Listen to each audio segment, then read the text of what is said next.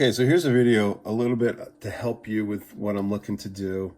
So basically, I look at buying properties directly from homeowners and I look at potential foreclosure sales. So this is a website for the state of Connecticut that has all the towns that currently have some foreclosures, either this Saturday or next Saturday, but these are the ones that will take place probably over the next couple months. And what I want to do is create a spreadsheet that lists them all out. So basically this is kind of the spreadsheet that I've created so you can go through the existing list and kind of see how I did it. So I have all the things or all the columns or the cells that are yellow are areas that you would input the data. The blue is what I would complete. The red cells are formulas or calculations, so nothing needs to go there. But basically, let me go through. I'm also going to be sending these folks letters, so it's kind of important how some of the data is input. So let me start over here with foreclosures. So foreclosures, when you're doing a mail merge, it's really difficult to take the date and put it into an Excel, into a mail merge document, and then put it into Word, because it will come out as just a numeric value. So for this, I have to put an apostrophe. So up here I put an apostrophe and then January 27th, 2024. So I have to do it for this column. So for all these, you have to do it that way.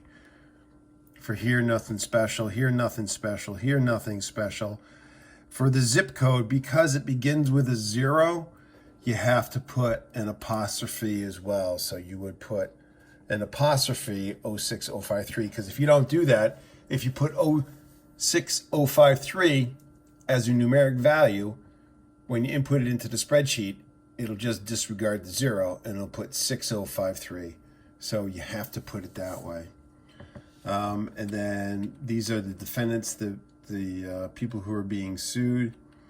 And so let me go through an example of kind of where you get the data and how it works. So let me just click on the one I did for the town of Newington.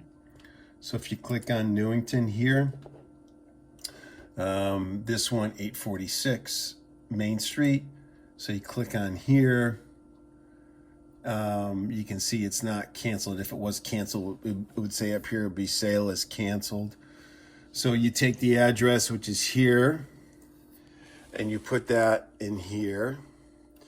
Also, the date of the foreclosure is here, January 27th, and you put that in here. Again, use the apostrophe and then put in the date. You can forget about this stuff. Now, let me keep going. Sometimes with the foreclosure sales, people will have an attorney to represent them, and a lot of times they don't. So what you're going to do is you're going to click on here for the docket number, and then when you click on that, that'll bring you to another page. You're going to go over here to case details, and this will give you really details about the case. So here is the plaintiff, and here is the defendant. And you can ignore this and this and this. You can, but there's other people who are being sued. But basically, the defendant is this Alan Boulette. So then you would put his name, Alan Boulette, here. Now, if he had an attorney, and I'll show you where you can get attorney information. But for this one, the deposit amount is $34,700.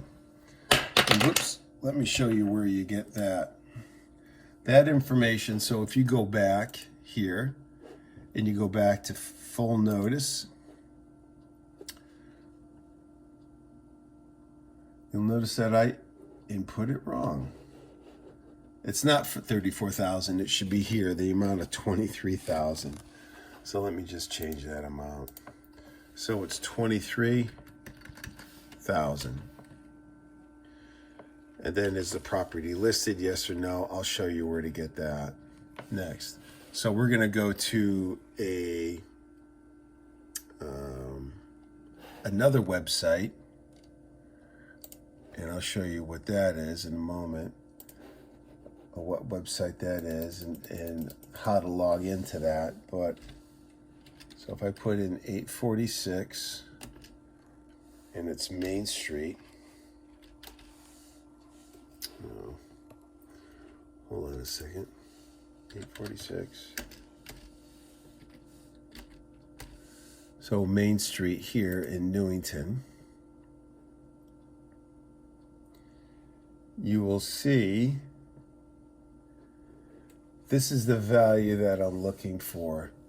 So this 319,910, that, oops, that you would get right here. See where it says, that's where I put it, 319,910. And so for these other values here, let me just put that as no. It says total assessed value. So where do you get that? If you go back to this and you scroll down, and you're going to go down to public record history here, and you're going to go on the tax tab, and you're going to go under 2023 and right down here, the 137,760, the total assessed value. You're going to take that and put that in here, the total assessed value here. So you have this value, you have this value. Now I need you to input what is the debt owed and the subsequent debt. So where you get that is you go back to this, and you're going to go on, you're going to look under the docket number here, and then you're going to click again to case details, and you're going to scroll down, and then you're going to find something that's called foreclosure worksheet. Now sometimes there will be a foreclosure worksheet that'll be up here, but you're going to select the most recent one. So if you select the foreclosure worksheet, and here it says total debt here, see on line 5, total debt 171,905, and then the total debt here you're going to put in is 171,905. And then there's a subsequent debt, which is basically the debt that comes afterwards. So there's the person that's suing is suing for this amount. Then there's other debt after that. So basically on line 7, it's 62,669. And so you're going to put in right here 62,669, the subsequent debt. And then these other areas will self-populate because the areas in red are all calculations.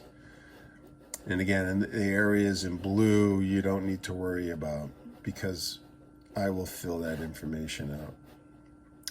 Okay, so that is how to fill it out. Now let me go under some here so you can see that they're canceled, and those I don't need. So there was one, I'm going to go back. There was one in New Britain. Let's see if I can see. Okay. There's one in New Britain. Here we go, New Britain. And there's this one right here, 578. Now, I'm saying as you go through and you're looking to update the report for me, you'll click on that and it says the sale is canceled. So for that, I don't need any of the values. I really don't. I don't need it. But if you can still input the property and then just put sale is canceled.